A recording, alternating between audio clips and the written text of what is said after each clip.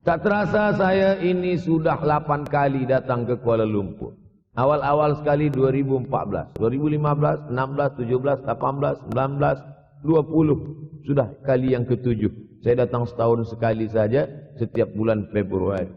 Bulan Februari datang. Rupanya dah yang ke-7 kali. Bulan Februari. Ini saya bagi tahu supaya kita semua faham. Saya datang bulan Februari. Supaya tak datang balik, datang balik, datang balik, datang balik.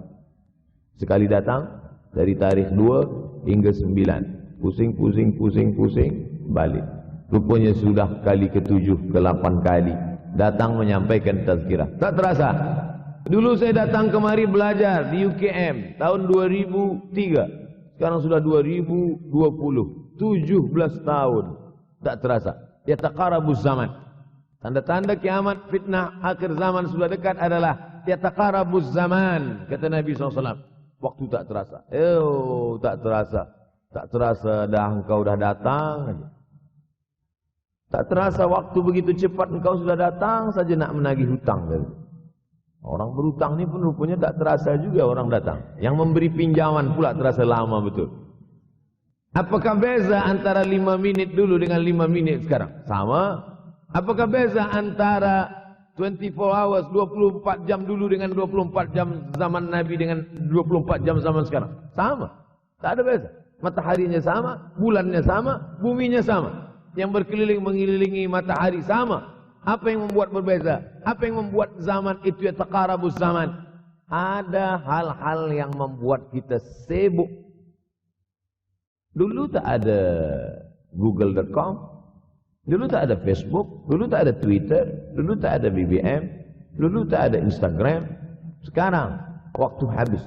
Bila kita tanya orang mana yang lebih lama, 5 minit atau 50 minit? Semuanya sepakat mengatakan 50 minit lama, 5 minit kejam. Saya tanya 2 kali. Pelajar-pelajar, penuntut-penuntut, mana yang lebih lama? 5 minit atau 50 minit? Semuanya berkata 50 minit lebih lama daripada 5 minit. Lepas tu saya balik. Mana yang lebih lama?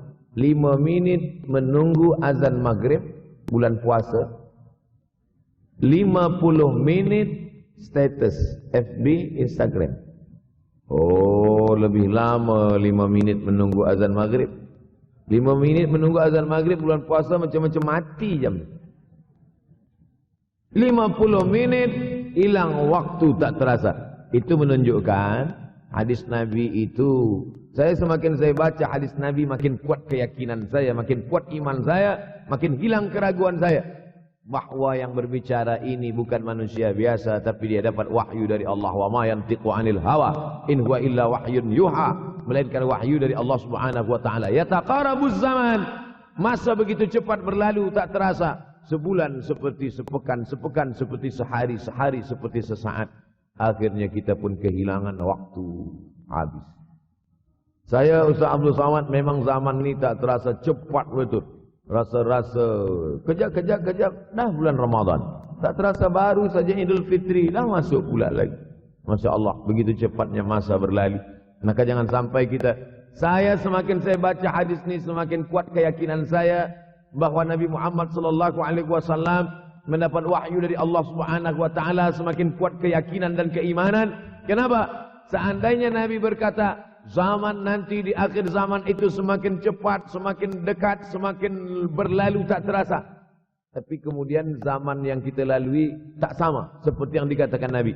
Mungkin datang juga keraguan dalam hati. Betulkah ini? Tapi ternyata 1441 tahun lampau, 1440 tahun yang lalu Nabi mengatakan. Dan hari ini terbukti zaman begitu cepat berlalu. Masya Allah, tabarakallah. Hari inilah ditemukan internet, hari ini datang television, hari ini datang WhatsApp, hari ini datang yang melalaikan kita daripada Allah Subhanahu wa taala. Sehingga waktu datang sembang-sembang, cerita-cerita, tengok ini, update ini, tulis ini, tengok ini, pandang ini. Habis waktu berlalu. Padahal waktu inilah yang akan ditanya oleh Allah Subhanahu wa taala. 6 kali Allah bersumpah demi waktu. Terbit fajar. Wal fajri wa layalin nashr. Masuk waktu subuh. Was subhi idza tanaffas. Masuk waktu duha. Wadduha wal-laili idza saja.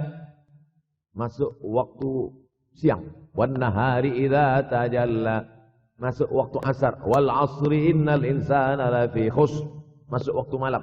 Dua kali Allah bersumpah demi waktu malam. Wal laili idza saja. Wal laili idza yaghsha. Kenapa hadis ini yang Ustaz bahaskan? Kami nak mendengar hadis tentang Dajjal dah lahir atau belum? Dajjal dah hadir. Mana bukti Dajjal dah hadir? Kurma bisan tidak lagi berbuah. Bila kurma bisan tidak berbuah, Dajjal dah nak datang. Kurma bisan sekarang sudah berkurang, tak berbuah. Lalu kemudian apa lagi? Ain Zuhar. Mata air dari Ain Zuhar sudah kering. Sudah kering. Oleh sebab itu, tapi manakala dulu datang Habib Umar bin Hafiz, saya hadir majelis itu, adalah seorang bertanya, Habib, ya, Imam Mahdi dah lahir atau belum? Saya tengok, Habib menjawab, sepertinya dia macam tak suka pertanyaan. Kata dia, kita tak perlu mencari-cari dia dah lahir atau belum, kampung dia di mana, dia lahir di hospital mana, dia tak perlu. Yang perlu kita siapkan adalah iman dan takwa pengetahuan kita, supaya kita jangan sampai terkecoh, supaya kita boleh membezakan mana hak, mana batil, mana betul, mana salah, mana lurus, mana bengkok, mana hitam, mana putih. Sehingga dengan istiqomahnya kita beribadah ini, kita boleh membezakan mana Al-Masih yang original, yang asli, mana Al-Masih Ad-Dajjal. Makanya tadi sebelum salam kita berkata, Allahumma inni a'udzubika min adzabi jahannam, wa min adzabil qabri, wa min fitnatil mahya wal mamat, wa min syarri fitnatil masihid Dajjal. Membaca, menghafaz 10 ayat di awal surah Al-Kahfi. Siapa yang menghafaz 10 awal ayat, hadis lain mengatakan 10 akhir. 10 awal, 10 akhir, elok dua-duanya. Tapi Masya Allah, tabarakallah, anak-anak kita yang pakai jubah, pakai sorban putih ini, daripada tahfiz Quran, mereka tidak hanya menghafaz 10 awal, 10 ujung, dari awal sampai ujung dia hafaz. 30 juzuk dia hafaz. Mudah-mudahan anak-anak kita penghafaz Al-Quran. Allahumma ja'al abna'ana wa banatina min huffazil Quran wal hafizat. Jadikan anak-anak kami menjadi para penghafaz Al-Quran, ya Allah. Supaya selamat dia daripada fitnah Al-Masih Ad-Dajjal. Tapi saya pilihkan hadis tentang yang 5 ini.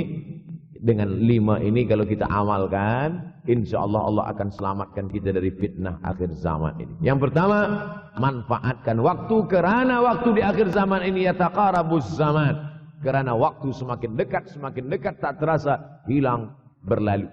Maka isilah waktu ini dengan ibadah, ibadah, ibadah. Jangan sampai ada waktu yang kosong. Duduk sejenak kosong berselawat. Allahumma salli ala sayyidina Muhammad wa ala ali sayyidina Muhammad. Allahumma salli ala sayyidina Muhammad wa ala ali sayyidina Muhammad. Sempat-sempatkan ambil wuduk solat duha walau 2 rakaat. Sempat-sempatkan sebelum tidur malam solat witir 3 rakaat.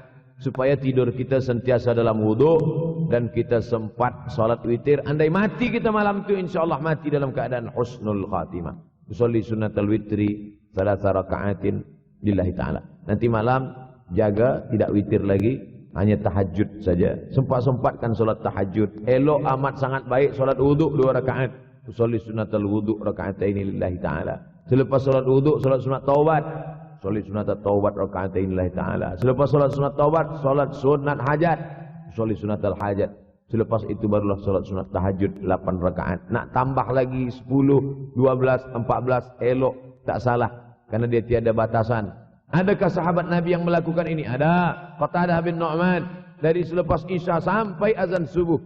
Imam Ahmad bin Ambal. Dari selepas Isya sampai azan subuh. Bahkan mereka menghatamkan Al-Quran dalam tahajud mereka.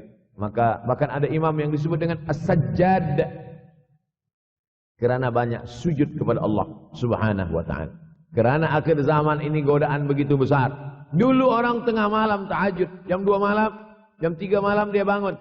Kerana dia membaca hadis sab'atun yudhilluhumullah. Ada 7 golongan yang mendapatkan naungan Allah. Yauma la dhilla illa dhilluh. Hari itu tak ada naungan kecuali naungan Allah. Rajulun, ada seseorang.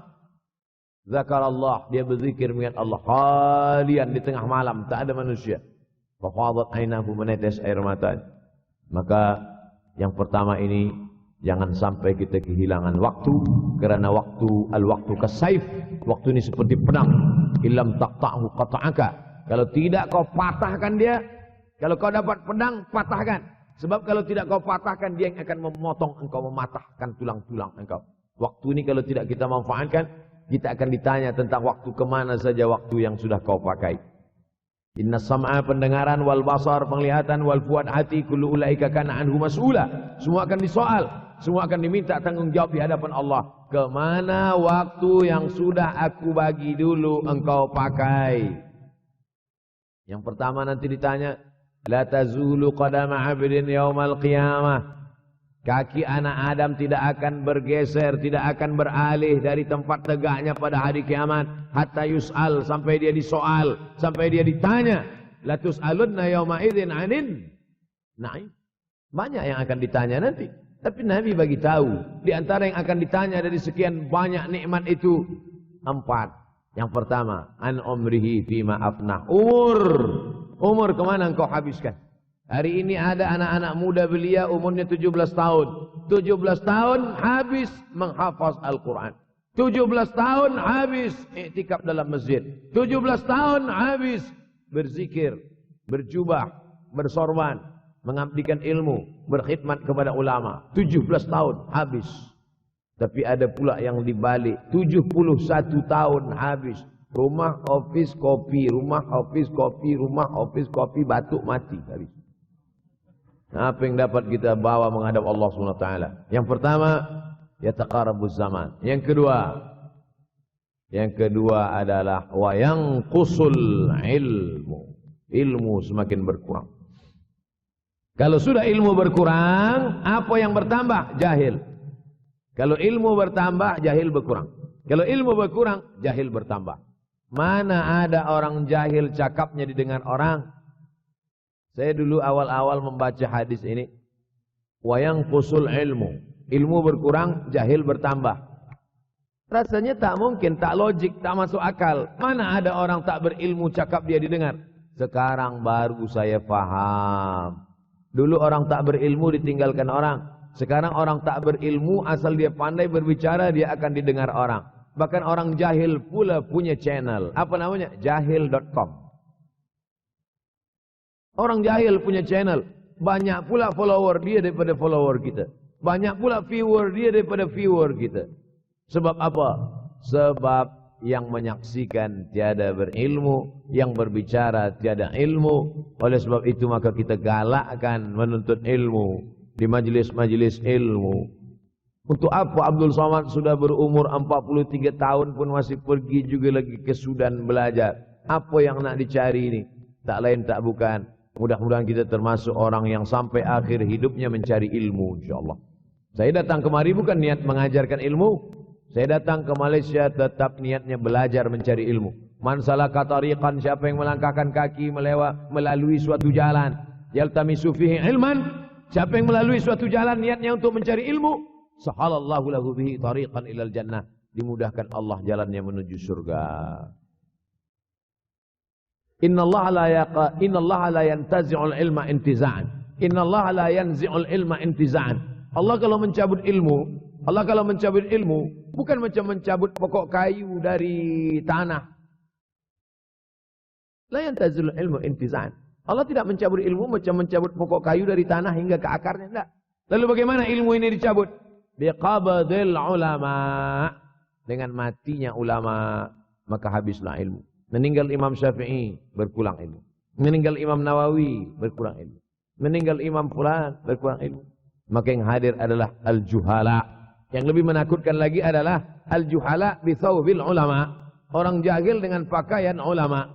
Abdul Somad tidak mengatakan dirinya ulama. Saya selalunya membacakan ayat Quran, membacakan hadis Nabi, menyampaikan fatwa ulama. Tak pernah saya berceramah, bertausiah. Menurut saya, siapa saya? Siapa kita? Syafi'i manusia, saya manusia. Syafi'i boleh berfatwa, saya juga boleh berfatwa. Imam Syafi'i berfatwa, Al-Quran 30 juzuk dalam kepala dia. Kita juzuk 30 pun kadang-kadang hilang. Imam Syafi'i balik dari masjid ke rumah, dia tutup telinga. Datang orang bertanya, Syafi'i, iya, kenapa engkau tutup telinga? Sebab bila aku dengar dari masjid ke rumah, semua yang aku dengar masuk tu semua aku ingat. Aku takut dia ingat di dalam, maka aku tutup. Kita, yang saya sampaikan tadi pun tak ingat. Oh, Ustaz mengejek kami. Enggak. Jangankan yang mendengarkan, yang bercakap pun tak ingat. Nasib baik datang orang Jepun mengingatkan kita. Nah, ini, nama dia Sony. Manusia ini lupa. Oleh sebab itu maka yang kedua akhir zaman, wa yanqusul ilmu makin kurang. Maka bersyukur anak-anak yang dimasukkan ke rumah tahfiz. Kalau ada rumah tahfiz di kampung biasa, kalau ada rumah tahfiz di desa, dusun biasa, tapi ada tahfiz di tengah kota besar Kuala Lumpur, masih ada lagi rumah tahfiz Quran. Siapa yang mewakafkan rumah tahfiz? Siapa yang memberikan beras? Siapa yang memberikan duit? Siapa yang memberikan belanja? Siapa yang mengirimkan ustaz? Masya Allah, tabarakallah. Maka ini semua, mudah-mudahan kita istiqamah semuanya insyaAllah. Supaya apa? Supaya lahirlah anak-anak kita yang alim, berilmu. Karena ini makin banyak orang jahil. Al-taw bi ghairi ilmin. Memberikan tazkirah, fatwa tanpa ilmu. Dhalla wa adalla. Dhallu wa adallu. Sesat, menyesatkan. Kalau setakat sesat saja, ini sudahlah sesat, menyesatkan. Na'udzubillah. Masuk yang ketiga. Yang ketiga adalah wa yanqusul ilmu, setelah habisnya ilmu-ilmu ini semua dicabut oleh Allah Subhanahu wa taala, lalu kemudian setelah ilmu dicabut Allah Subhanahu wa taala, wa yulqas suh. Wa man yuqashuh, sin dengan hak kecil. Wa may yuqashuha nafsihi fa ulaika humul muflihun. Siapa yang selamat daripada sifat syuh, itulah orang yang beruntung. Hayya 'alal falah. Mari kita menuju keberuntungan, kemenangan. Siapa orang yang menang? Selamat daripada sifat syuh. Ada orang menerjemahkan syuh ini pelit, bakhil. Bakhil ada yang lebih parah daripada bakhil. Syuh. Bakhil ini, bakhil tidak ingin memberikan uangnya untuk orang lain. Itu bakhil. Dia ada uang 10 ringgit. Uang itu hanya dia makan saja. Dia tak mau walaupun setengah sen kepada orang lain. Itu namanya bakhil. Kalau syuh ini, duit dia simpan, duit orang pula dia makan. Nah, itu syuh. Jadi lebih parah lagi. Oleh sebab itu kalau sudah ilmu ini dicabut, orang menjadi jahil, maka datang penyakit syuh yang ketiga. Apa itu syuh? Hubbud dunya, hubbul mal, wa tuhibbul mala hubban jamma. Engkau sayang kepada harta, amat sangat sayang. Dia pegang semuanya sampai tak meleleh, tak menetes walaupun satu tetes. Akhirnya mereka inilah pendusta-pendusta agama. Ara'aital ladzi yukadzibu biddin. Tahukah kamu siapa itu yang mendustakan agama? Fadzalikal ladzi yad'ul yatim. Mereka itu yang membiarkan anak yatim. Wala yahuddu ala ta'amil miskin. Dia tidak mempedulikan makanan orang miskin. Sebab apa? Bukan sebab tak ada harta, sebab syuh. Kenapa syuh? Sebab tak ada ilmu. Tak ada ilmu tentang akhirat. Dia pegang, dia simpan, mati, habis. Yang dia bawa hanyalah 1, 2, 3 helai kain kafan saja. Itulah mengapa Sultan Turki, Sultan Muhammad Al-Fatih, Sultan Abdul Hamid. Coba tengok gambar Sultan Muhammad Al-Fatih, Sultan Abdul Hamid Turki dulu. Sorban dia besar-besar. Saya dulu terkejut, lama saya tengok. Kenapa sorban orang Turki ini besar-besar? Lama-lama saya baca, rupanya sorban orang Turki itu kain kafan. Tuan-tuan, balik dari sini beli kain kafan 2 meter. Ikatkan kepala, bawa sembahyang. Supaya ingat mati. Bolehkah menyiapkan kain kafan? Baca kitab Tambihul Mughtarrin, peringatan bagi orang-orang yang tertipu. Di situ ditunjukkan banyak ulama, bahkan mereka menggali tanah di dalam rumahnya. Malam-malam dia tahajud, selepas tahajud dia duduk di dalam tanah itu supaya terasa bagaimana rasanya mati. Gali tanah 2 meter, masuk ke dalam. Tapi kalau nak buat itu kita saja dengan Allah. Jangan pula. Banyak juga orang sekarang dah gali tanah masuk ke dalam, streaming pula. Hai guys, nak rasakan mata? Mana boleh terasa? Kita saja masuk ke dalam. Rasakan macam mana rasa. Sebab kalau cakap saja, marilah kita ingat mati, takutlah kita pada mati. Kita tak tahu bagaimana rasa mati. Kalau nak merasakan bagaimana rasa mati, nanti kalau ada orang mati meninggal dunia, masuk kita ke dalam. Kita sambut jenazah, kita letakkan, kita duduk, rasakan. Ketika Fatimah meninggal, Fatimah mak Sayyidina Ali meninggal, Nabi masuk ke liang lahat. Masuk Nabi ke liang lahat. Nabi berdoa di dalam. Ketika Utsman bin Maz'un meninggal, Nabi masuk ke dalam. Nabi pegang jenazah Utsman bin Maz'un. Meleleh air mata Nabi turun ke misai, turun ke janggutnya, turun menetes sampai ke bawah. Merasakan bagaimana rasanya di dalam. Dulu saya pernah berjumpa dengan seorang pemuda. Telinga dia pakai anting subang. Lalu kemudian saya tengok banyak tato dia. Saya tanya, macam mana cerita awak bertaubat dulu? Mak saya meninggal, Ustaz Abdul Somad. Lepas tu saya tegak di tepi kubur. Macam ada yang menolak saya dari belakang, masuk saya ke dalam. Masuk-masuk itulah terasa sejuk di kaki. Datang rasa takut saya.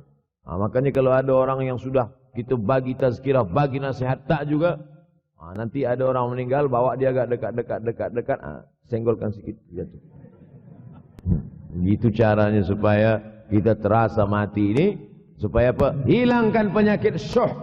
Cinta harta, takut mati, dan membuat kita menjadi bakhil, pelit. Na'udzubillah. Rabbana ya Rabbana, Rabbana ya Rabbana, Rabbana ya Rabbana, Rabbana ya Rabbana, Rabbana ya Rabbana. Mata, mana boleh terasa? Kita saja masuk ke dalam. Rasakan macam mana rasa. Sebab kalau cakap saja, marilah kita ingat mati, takutlah kita pada mati. Kita tak tahu bagaimana rasa mati. Kalau nak merasakan bagaimana rasa mati, nanti kalau ada orang mati meninggal dunia, masuk kita ke dalam. Kita sambut jenazah, kita letakkan, kita duduk, rasakan. Ketika Fatimah meninggal, Fatimah mak Sayyidina Ali meninggal, Nabi masuk ke liang lahat. Masuk Nabi ke liang lahat. Nabi berdoa di dalam. Ketika Utsman bin Maz'un meninggal, Nabi masuk ke dalam. Nabi pegang jenazah Utsman bin Maz'un. Meleleh air mata Nabi turun ke misai, turun ke janggutnya, turun menetes sampai ke bawah. Merasakan bagaimana rasanya di dalam. Dulu saya pernah berjumpa dengan seorang pemuda. Telinga dia pakai anting subang. Lalu kemudian saya tengok banyak tato dia. Saya tanya, macam mana cerita awak bertaubat dulu? Mak saya meninggal, Ustaz Abdul Somad. Lepas tu saya tegak di tepi kubur. Macam ada yang menolak saya dari belakang, masuk saya ke dalam. Masuk-masuk itulah terasa sejuk di kaki. Datang rasa takut saya. Makanya kalau ada orang yang sudah kita bagi tazkirah, bagi nasihat tak juga. Nanti ada orang meninggal, bawa dia agak dekat. Senggolkan sikit. Jatuh. Gitu caranya supaya kita terasa mati ini. Supaya apa? Hilangkan penyakit syuh. Cinta harta, takut mati, dan membuat kita menjadi bakhil, pelit. Na'udzubillah.